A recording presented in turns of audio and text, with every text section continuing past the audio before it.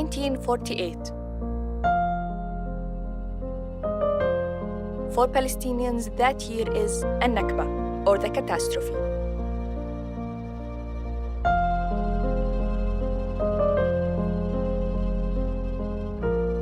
When hundreds of thousands were forced out of their homes.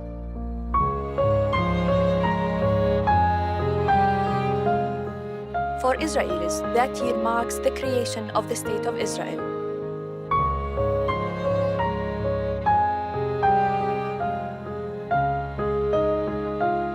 As a filmmaker and as a Palestinian, this documentary series was my way to understand the events of the past that are still shaping the present.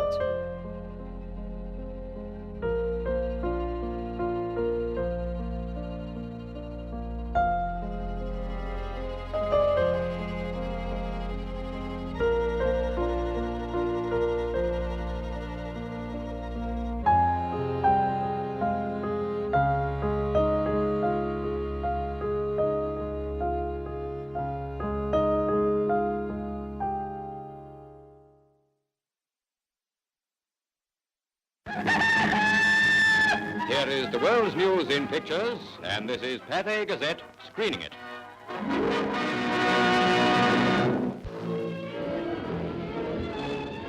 Theoretically, you're due for a share of these. They're real Jaffas being gathered in the groves of Palestine for shipment to Britain.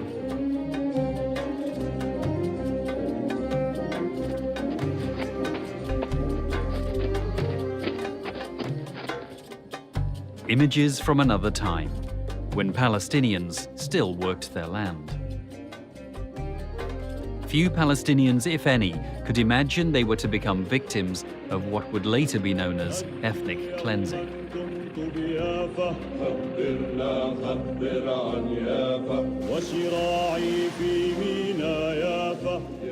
After 30 years of British rule, the question of Palestine was referred to the United Nations. The UN now became the forum for conflict. Talks focused on dividing Palestine into an Arab and Jewish state. For granting the Jewish Agency for Palestine a hearing, when we speak of a Jewish state, we do not have in mind any racial state or any theocratic state, but one which will be based upon full equality and rights for all inhabitants without distinction of religion or race, and without domination or subjugation. November the 29th, 1947. The UN General Assembly met to devise a plan for the partition of Palestine. ثم هذه خريطة الأراضي. كما ترين اليهود لم يملكوا أكثر من 5.5% من مساحة فلسطين. United Nations Resolution 181 divided Palestine into an Arab and a Jewish state, with Jerusalem being an internationalized city. The Jewish state would be granted 56% of the land. The city of Jaffa was included as an enclave of the Arab state. The land known today as the Gaza Strip was split from its surrounding agricultural regions, making the proposed state all but impractical in the eyes of many Palestinians.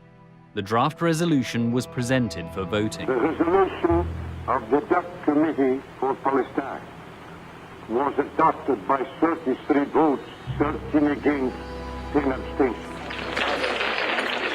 أمريكا بالأساس إذن وفي عهد ترومان هي التي صنعت هذا القرار ودفعت ثمنه عن طريق الضغط وعن طريق الرشاوي إلى عدد من مندوبي الدول، وقد اعترف مندوبو ليبيريا في إفريقيا والفلبين وغواتيمالا، عدد من الدول اعترفوا خطيا بمذكراتهم بالضغط الأمريكي عليهم أو على حكوماتهم للتصويت، بدل التصويت مع العرب أو التصويت أو الامتناع عن التصويت إلى التصويت مع القرار الذي أمريكا وضعته.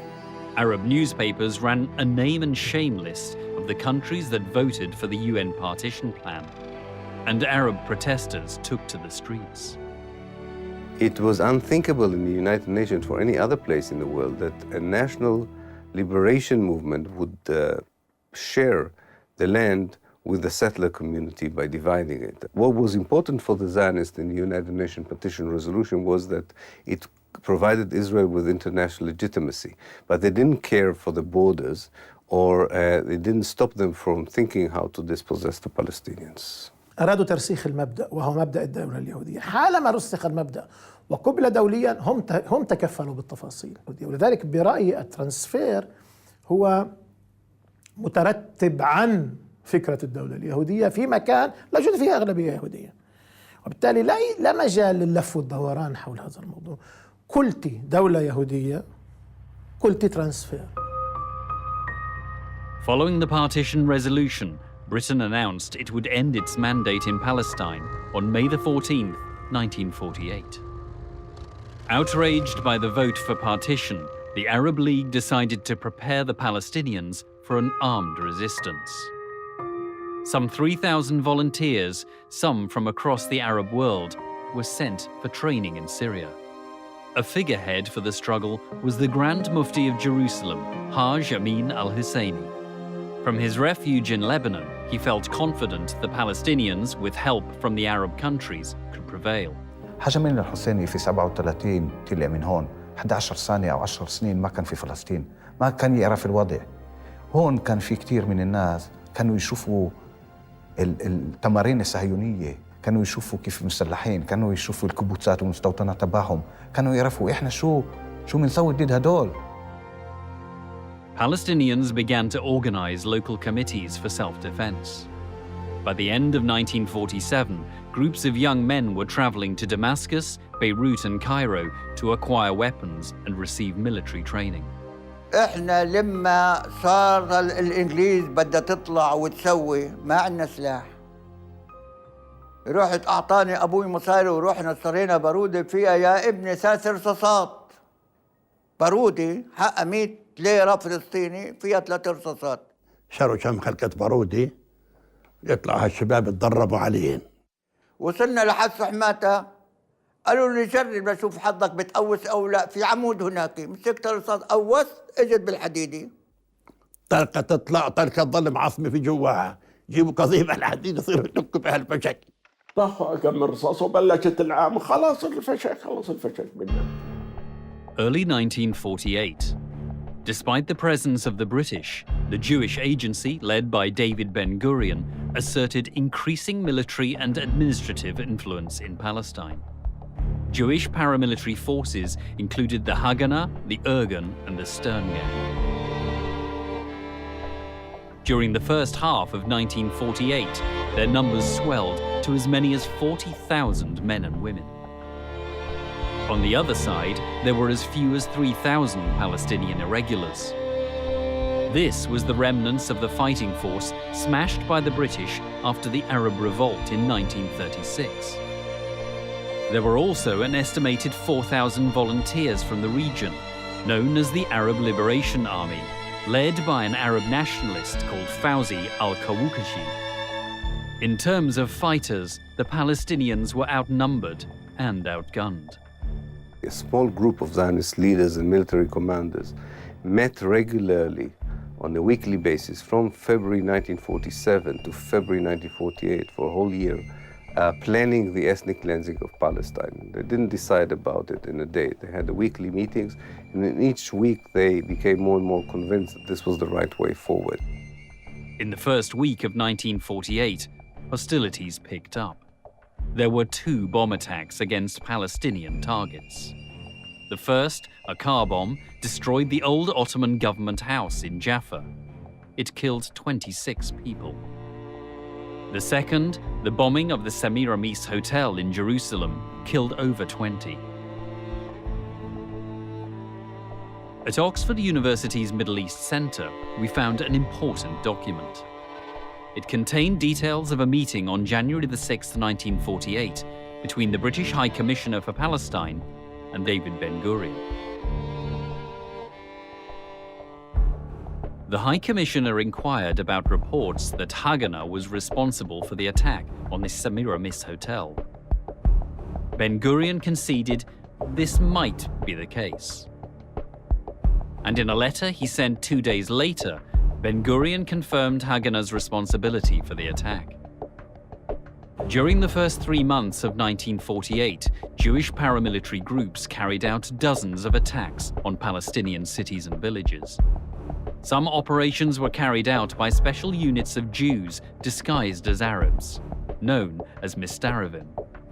اليهود صارت تطلع على القرى بالليل، فاهم؟ وتعمل تحط قنابل وتسوي انفجارات ولهذا. صرنا احنا ناخذ البارودة ونحرس خوفا من انه اليهود يدخلوا يعملوا هكذا. A direct challenge to the United Nations and its powers of war prevention comes from Palestine. The definition of legal and illegal forces becomes daily more obscure. Haganah, the force first legally raised for the defense of Jewish settlements, appears to function hand in glove with Irgun Tzvai Leumi, the outlawed terrorist army. The well-trained Jewish forces began to put their plans into action. On February the 15th, 1948, fighters from the Haganah and Palmach organizations attacked the village of Caesarea near Haifa. A young man called Yitzhak Rabin is believed to have been one of the field commanders in the assault. Over 1,000 Palestinians were expelled from Caesarea as the village was torched to the ground. What the Zionist forces did, they targeted 5 villages on the coast and experimented with them to see whether it works. And they expelled the inhabitants of 5 villages under the eyes of the British soldiers who were there or still there until May 48. And they found out that it was quite easy, that it didn't take much. There wasn't much resistance. The British did not interfere. دراسة بسيطة جدا وسريعة لكيفية سقوط القرى الفلسطينية، نصل إلى استنتاج أنه كل قرية فلسطينية كانت لوحدها تواجه مخطط وهجوم عسكري من قبل المنظمات العسكرية الصهيونية. عند عدد من ضباط اليهود شافوا أنه سهل جدا تشرد أو تشتت أو الفلاحين الفلسطينيين. الموضوع اللي كان بالحركة الصهيونية أنه بدنا إحنا دولة مع أقل عدد ممكن من العرب. March the 10th proved to be a fateful day.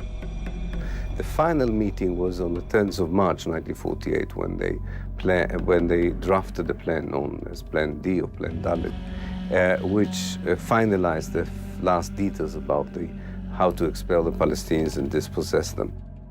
بن غوريون أعطى تعليمات بمصطلح نظفوا، يعني قديش بتقدروا تطردوا عرب اطردوا. A diary entry from Ben Gurion exposes the extent of the Zionist agenda. He writes, "In each attack, a decisive blow should be struck, resulting in the destruction of homes and the expulsion of the population." The Palestinian and Arab fighters were determined to resist.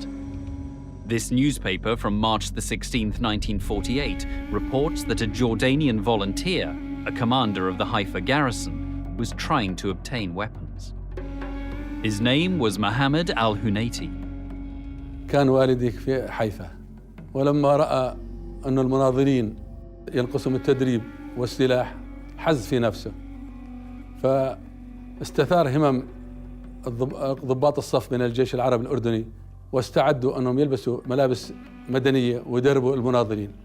طبعا كلوب باشا كان قائد الجيش الأردني، طلب والدي وقال له أنت يعني ليش تعمل هيك؟ قال له أنا عربي وعلي إني أساعد أهل العرب. إحنا بندافع عن أرض العرب وعن الصخرة، وأنت ما بتعرف شو معنى الصخرة لا بالنسبة للأمة العربية والإسلامية. فلما شعر والدي إنه عليه ضغط استقال من الجيش العربي، فتوجه والدي إلى بيروت ودمشق للحصول على الأسلحة. حصل على كميات من الأسلحة. في أثناء عودته في قافلة السلاح من بيروت إلى حيفا، كانوا شباب نادي أسامة العكي بانتظارها، فعكا بيشوفوهم لليهود، قالوا احنا شايفين اليهود قاعدين بيجمعوا لك وحطوا لك موانع من 3-4 أيام، فالأفضل أنك تعود بالقافلة عن طريق بيروت دمشق عمان. قال لهم أنا إذا بغيب عن حيفا يوميا تسقط حيفا، ولذلك لازم أخترق الموانع هاي واللي الله كاتبه بصير. Al-Hunayti was killed in an ambush on the road to Haifa. He had fought for Palestine and had paid the ultimate price. Abdul Qadir al-Husseini was the charismatic commander of Palestinian forces in the Jerusalem area. He traveled to Damascus to plead for arms. He returned empty-handed. On the 6th of April, he wrote a letter to the Arab League holding it responsible for leaving the Palestinians defenseless and without arms. Eventually, al-Husseini had to sell his grandfather's land to buy weapons. On April the 8th, he rushed to the defense of Al-Kastal, a village overlooking the Tel Aviv-Jerusalem road. Here, Arab fighters faced heavily armed Jewish forces. Al-Husseini was an experienced commander, having fought against the British during the 1936 Arab Revolt.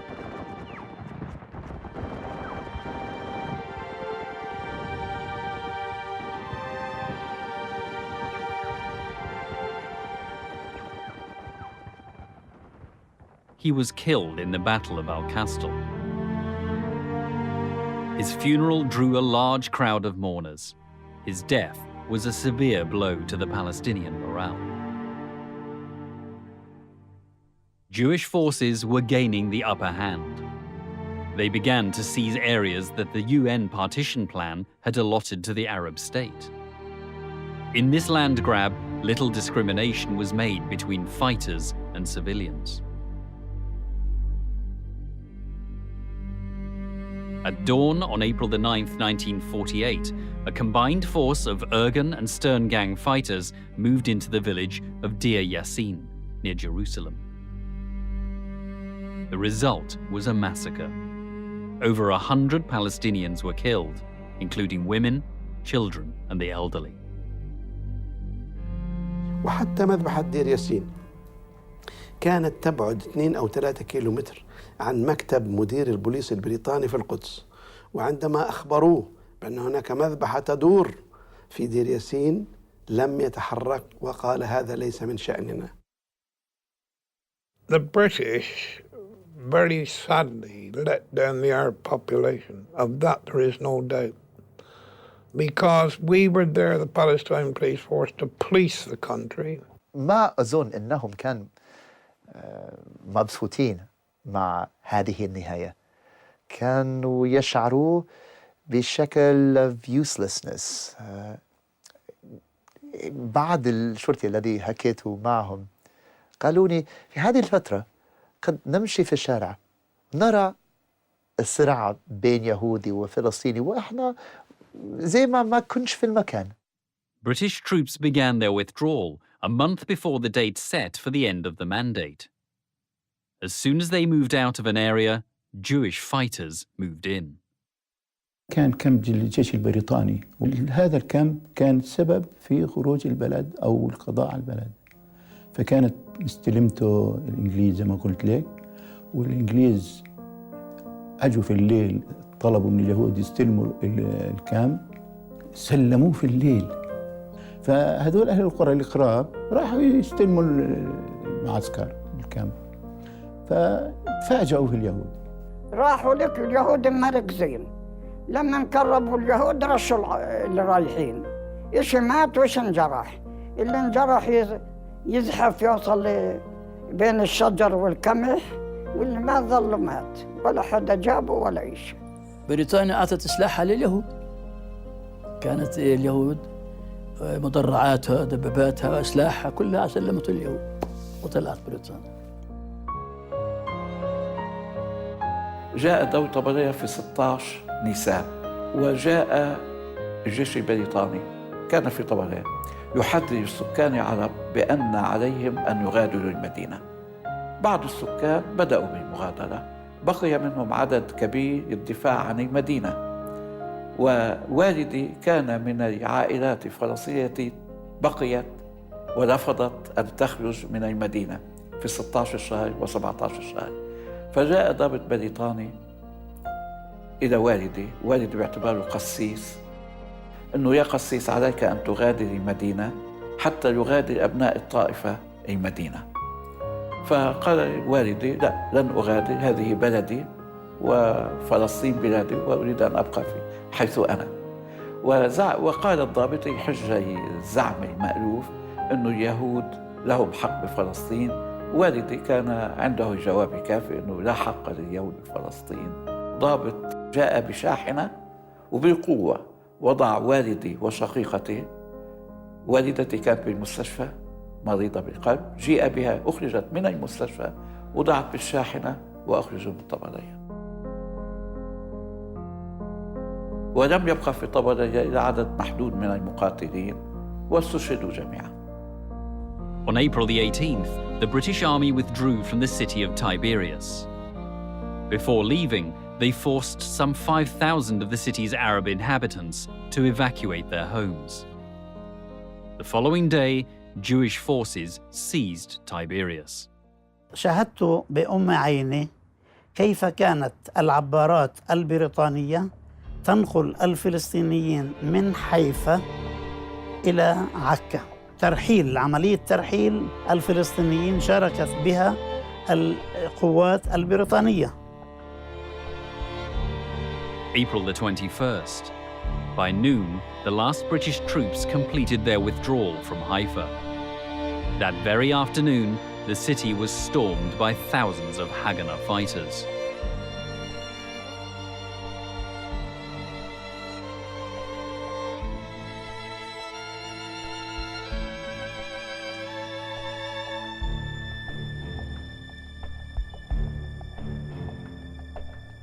Some Palestinians and Arab volunteers stayed to defend their homes. After a 2-day street battle, 60 of them had been killed. The rest withdrew from the city. احنا ظلينا لما حيفا سقطت. لما سقطت حيفا كانوا إذا يعني الرئيسية سقطت، الراس سقط، واحنا شو بدنا نضل نسوي هان؟ طلعت العالم.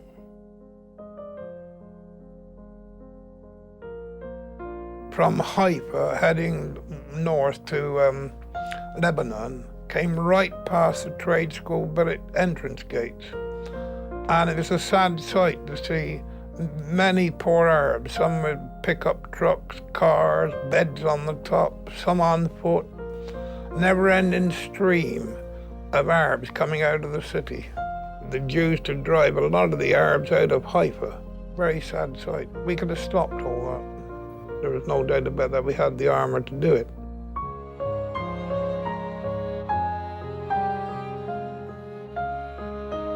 "50,000 Arabs were forced to flee their homes in Haifa, never to return.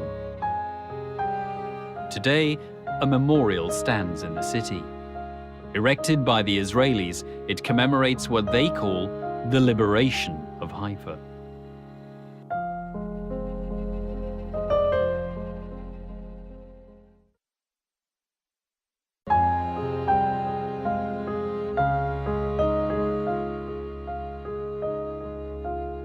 By late April 1948, the city of Haifa had fallen to Jewish forces. The coastal town of Jaffa was now their next target. قتال في يافا، منطقة الجبلية من أشرس المناطق اللي كانت تقاتل، هي متاخمة لتل أبيب والجوار هذول، تقاتل دفاعا عن يافا. تعرف مين كان يقودها؟ امرأة. يعني قيادة القوة اللي كانت المتطوعين اللي كانوا هناك امرأة اسمها مهيبة خورشيد. هذا للتاريخ كمان، وأنا شايفها بلباسها العسكري ومقاتل. Although designated as part of the Arab state in the 1947 UN partition plan, Jewish forces set their sights on Jaffa. During the last week of April, bombing of the city intensified. The city's inhabitants were forced to flee the shelling, by sea to Lebanon and by road to East Palestine and Jordan.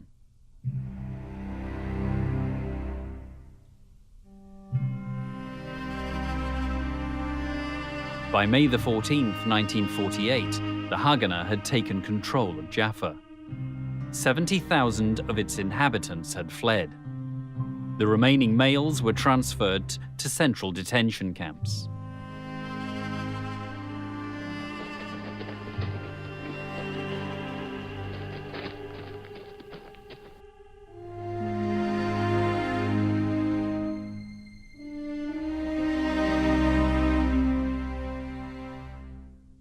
Detainees were forced to bury the corpses of fellow citizens now rotting in the streets.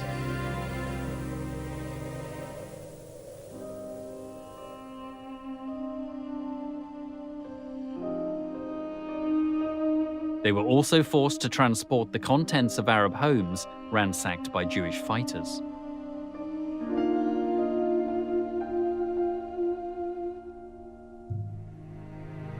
كانوا يأتون بالشاحنات ويفرغوا المنازل العربية من كل محتوياتها الهامة.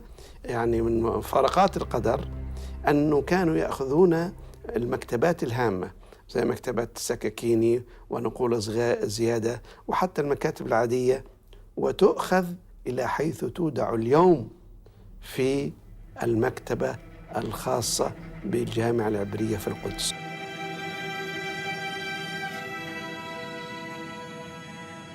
المنهج اللي اعتمدته المنظمات العسكرية الصهيونية في عملية التهجير. فالبصة كمثل تم حصارها وقصفها من 3 جهات وأبقيت المنطقة الشمالية مفتوحة. طبعا والشاطر يفهم المقصود إنه المنطقة الشمالية مفتوحة، شو بنقدر نوقع إحنا ضحايا بيكون منيح، نعمل ترويع وتخويف للسكان. وهذا اللي صار مع أهل البصة، إنه بنتيجة الحصار والقصف بالطائرات والمدفعية وعملية تهجير السكان صارت بالألف. اللي ما قدروا يهربوا تخبوا في كنيسة البصة. وبعد ما دخلت قوات الهجناء على البصة أخرجوا 4 وتم قتلهم، شباب وصبايا بجيل 14 وال15، والبقية قاموا في ترحيلهم. الهجرة تمت إلى لبنان لأنه تم قصف القرى والإغلاق عليها من 3 جهات. كذلك التهجير كان إلى سوريا من خلال محاصرة من 3 جهات والإبقاء على الجهة الشرقية الشمالية. فيما يتعلق في القرى الفلسطينية المحاذية لمنطقة الغور نفس الأسلوب. ومن هون تم خلق قضية اللاجئين من قبل المؤسسة العسكرية الإسرائيلية.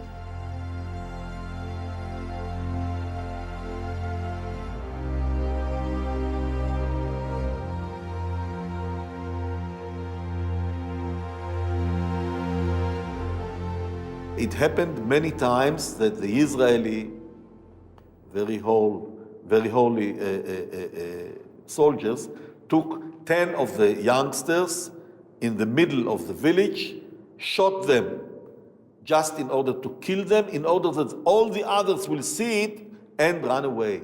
And if it's not enough, they took others also. The Palestinians left of their own accord and in the expectation of a triumphal return.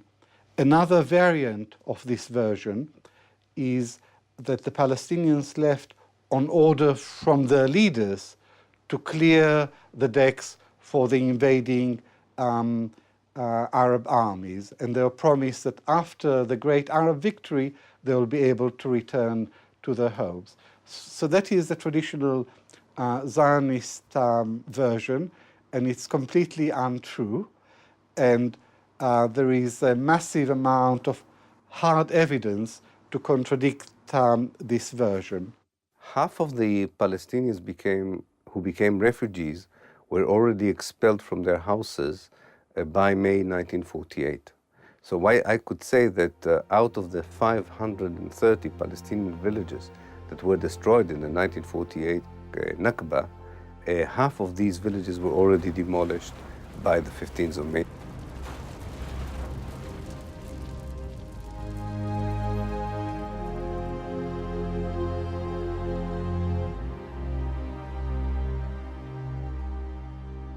Ethnic cleansing is an ideology that wants to get rid of one ethnic group in its entirety from the place where it lives. The second stage of ethnic cleansing is to erase these people from the place's history. So it's also a cultural act of erasure, of wiping them out of history, out of memory.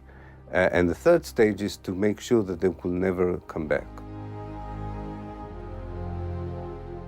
Although the British Army was still present in Palestine, Jewish paramilitaries seized control of 5 major cities. Some 200 villages were destroyed. Ahead of the full British withdrawal, more than 350,000 Palestinians were driven from their land. May the 15th was the date set for the end of the British Mandate. Yet for the Jews, this posed a problem. The 15th fell on a Saturday, the Sabbath. So celebratory announcements of the Jewish state were sent out a day earlier, on Friday, May the 14th. The British Army hastened their retreat. The Jews had been gearing up to take over. In fact, they were issuing Jewish stamps before the 14th of May. A few days before, I've still got 2 franc. They're issuing their own stamp. They were geared up, mind. They were geared up and ready to go. No doubt about that. On May the 14th, 1948, in this grand Jerusalem home, the last British High Commissioner of Palestine, Alan Cunningham, signed a document terminating the British Mandate. Over 3 decades, the British presence had helped pave the way for the realization of the Zionist dream.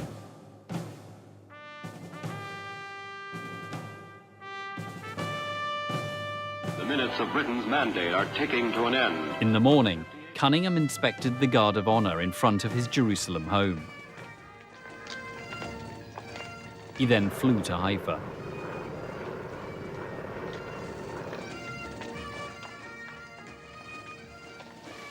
From Haifa, he sailed to Cyprus, and the British flag was lowered. From the time the British occupied Palestine in 1917 to when they left in 1948, the number of Jews is estimated to have multiplied 10 times to 500,000. Meanwhile, as the British bid farewell to Palestine, Ben-Gurion arrived in Tel Aviv to ceremoniously declare the independence of the State of Israel. זכותנו הטבעית וההיסטורית על יסוד החלטת עצרת האומות המאוחדות. אנו מכריזים בזאת על הקמת מדינה יהודית בארץ ישראל.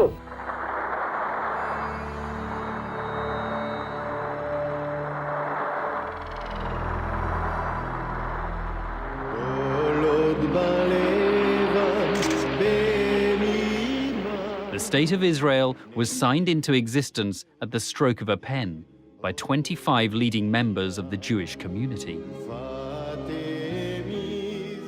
Behind Ben-Gurion hung a portrait of Theodor Herzl, author of the book The Jewish State, published back in 1896. The Star of David was hoisted, the very same flag that had been raised at the settlement of Rishon LeZion in 1885. Since Zionism is a dynamic movement, they knew that there was no finality about the borders then. They knew that opportunities would arise in due course to take the rest of it, and they did in 1967. That was the thinking behind the Zionist movement. Gradual, the building of a Jewish state, and then the gradual expansion of the borders of the Jewish state. Israel, they have named their state, and the new citizens of Israel cheer the men who have signed the Jewish Declaration of Independence. They leave the hall, Ben-Gurion first. Then Goldie Meyerson, woman member of the new Council of State, and Foreign Minister Moshe Sheftok. Chaim Weizmann becomes Israel's first president.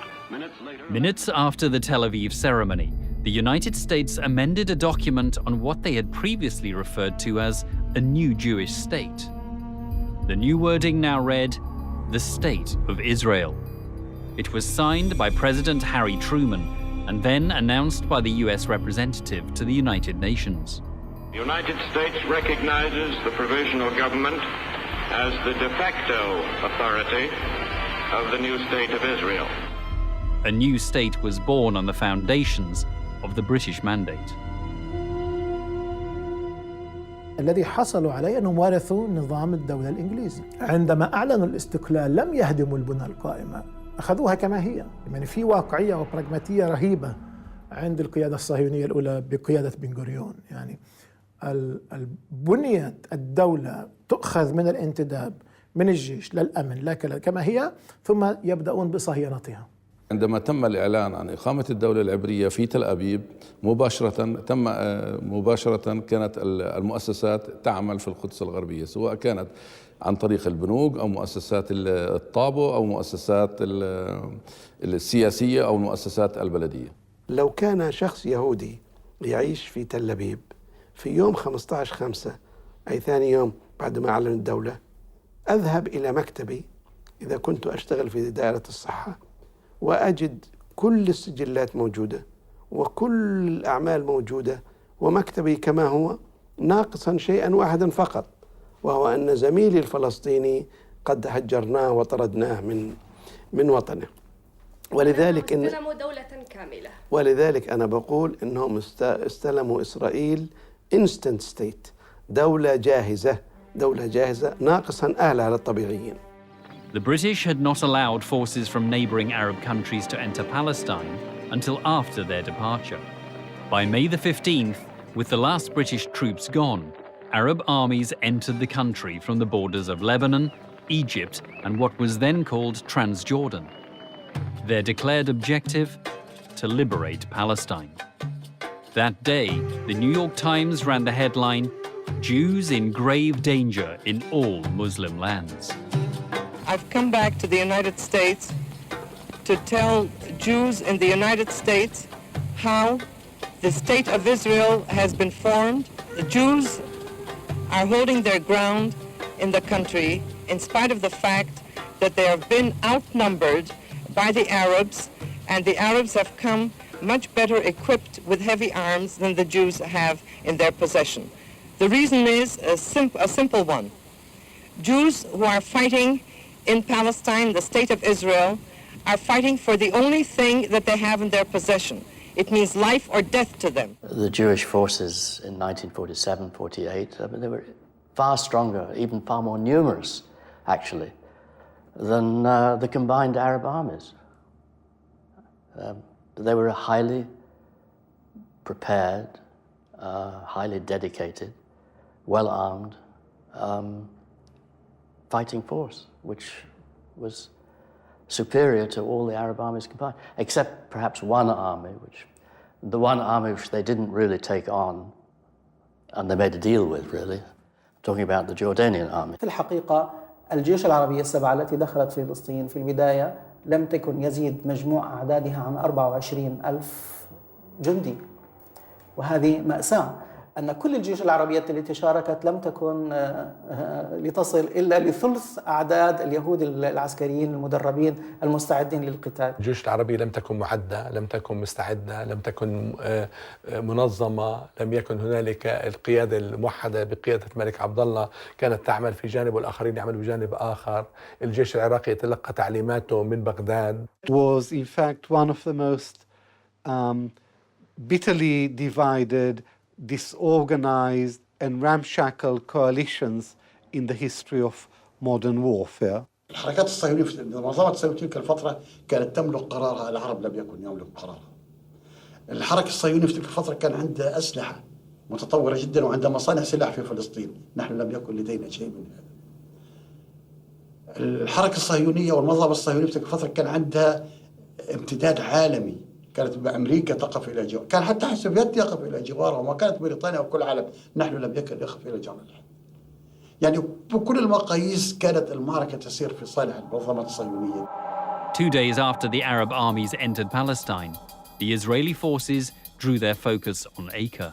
جاءوا اليهود واحتلوا تل نابليون، ومن هذا التل بدأوا يطلقون نيرانهم على البلدة القديمة. كنا ننتظر مجيء النجدة العربية، لم يأتي أي أحد. Acre fell, and 10,000 of its inhabitants were expelled. إجا عنا يوم من الأيام مجيد بيك أرسلان، قالوا له يا بيك يا باشا صفت سقطت وعكا سقفت، وإحنا قعدنا بالنص هون، وإحنا ما في عنا سلاح ولا شيء. شو بقولنا؟ قال ما كنت متأمل من أهالي ترشيعة أسمع الكلام هذا، والله عندما تسقط بيروت تسقط ترشيحة.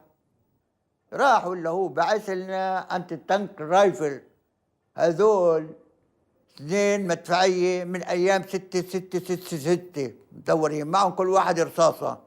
قال هذا بخسيس من الدولة اللبنانية وهذا بدنا حقه. فهم؟ ظلوا على الشارع، أخذتهم اليهود. في بيجوا عراقي لعنا، فهم؟ ضابط اسمه جاسم قال له يا ابو سامي بتعرف شو بيقولوا بالعراق اليوم؟ قال له شو؟ قال له لما بيقولوا دخلنا ترشيحه بيهللوا بكبروا، لما دخلنا عكا بيهللوا بكبروا، لما بفلان كنا بكبروا. بيعرفوش احنا ما احتلناش ولا مستعمره. انا راي على العراق، ان كان بدهم يقاتلوا والله جاي اقاتل، كان بدهم يقاتلوا في عندنا اكل بناكل هناك. احنا قانون الدول العربيه عمي، ما طلعنا احنا. شوي ولا جاي من عبد الاله قالوا لهم محل ما بكيتوا ترجعوا. رجعوا صاروا مثل والله يعني كيف من هالتراب ويعفروا عروسهم. الجيش العراقي خياني خياني خياني خياني. أنا مضيت معظم الوقت مع الجبهة الأردنية، كنت أطل على الجبهة العراقية ورحت على الجبهة المصرية.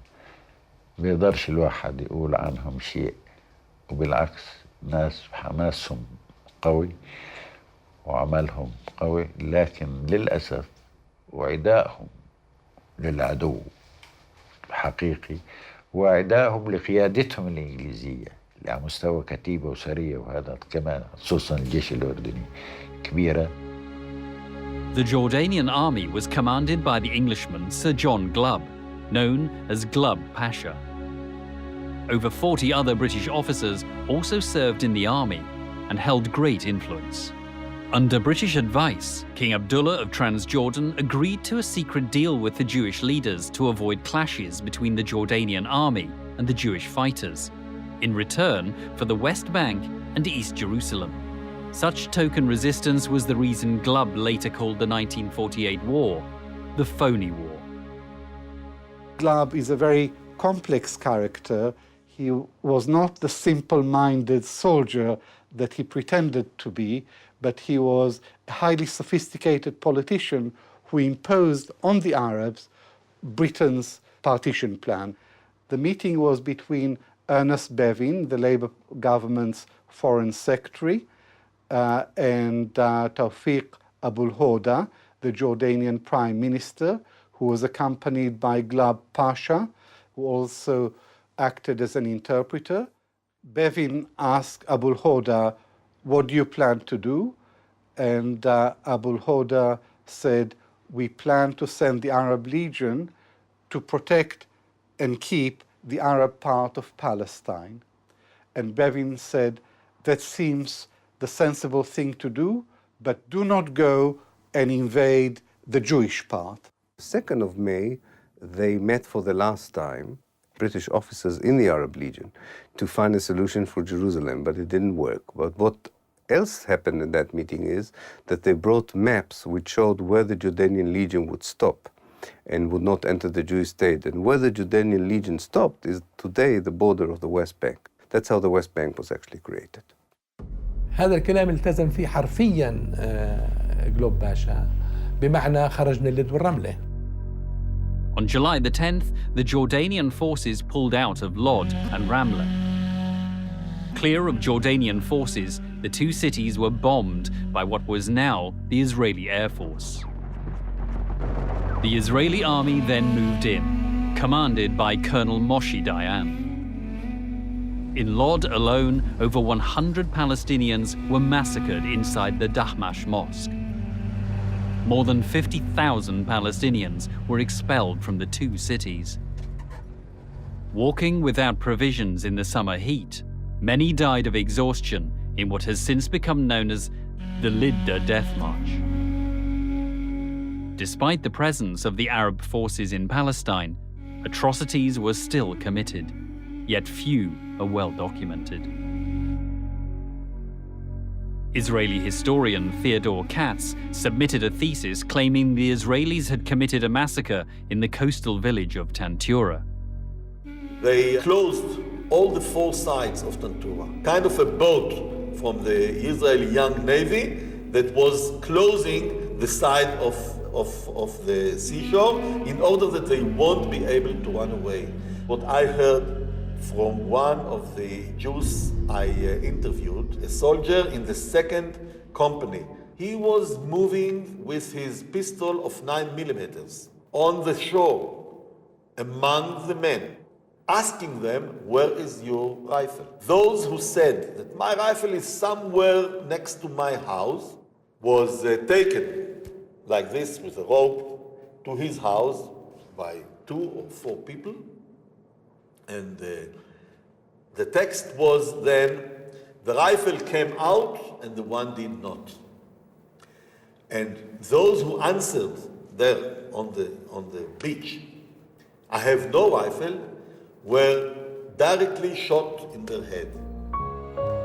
Now, this is not a Palestinian story. This is a Palestinian of a Jew that was a lawyer in the state of Israel many years. The Palestinian men of Tantura were taken to the cemetery. And there they were told, they were put in lines and they were told to begin digging. And whenever a line finished digging, they were shot and fell down inside. There was no worry on the Zionist leadership side that the soldiers will not understand what is expected of them, because they already dehumanized the Palestinians in their thinking and perception long before the operations themselves began. The State of Israel was formed through blood and fire. Yet this was neither the start nor the end of suffering for the Palestinians.